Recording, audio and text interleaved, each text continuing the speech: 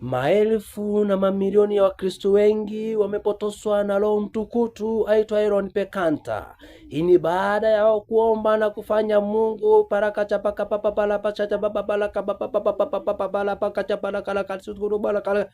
hata mashetani inawatisha.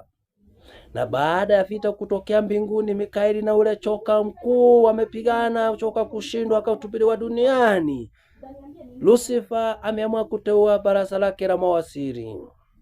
Baraza la kwanza aliloteua ni waziri wa fedha na madini, ambaye atawapa watu pesa zisizokuwa za msingi, pesa wasizofanyia kazi, lakini malipo yake ni kafara.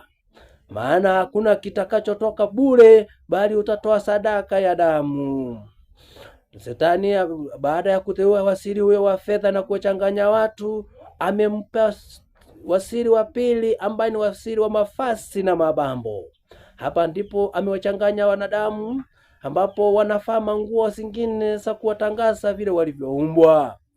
Wengine wameanza kuchipamba na kumtoa Mungu makosa, kuchipaka rangi za milango midomoni, hata zingine kwenye uso wao na macho. Nduru za kuaminika zinaarifu ya kwamba hao wote wametangaza vita na Mungu na jehanamu inawangojea.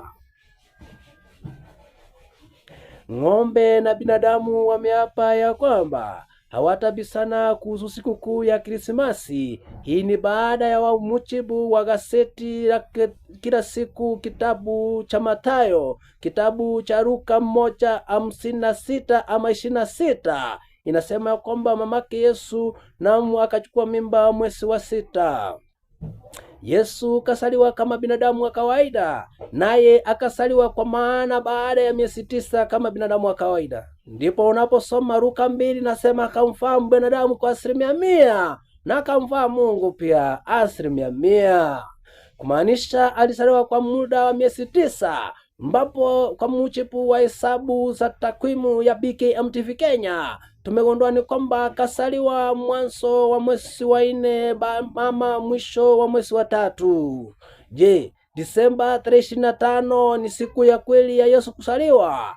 La hasha. Kwa mujibu wa kitabu cha Yeremia 52:31, nicho hakimu mfalme wa Yuda aliweza kutolewa gerezani mnamo siku ya 25 mwaka wa 24 mwezi wa 12 wa mwaka huo wa utawala wa Jeroboamu mfalme wa Yuda.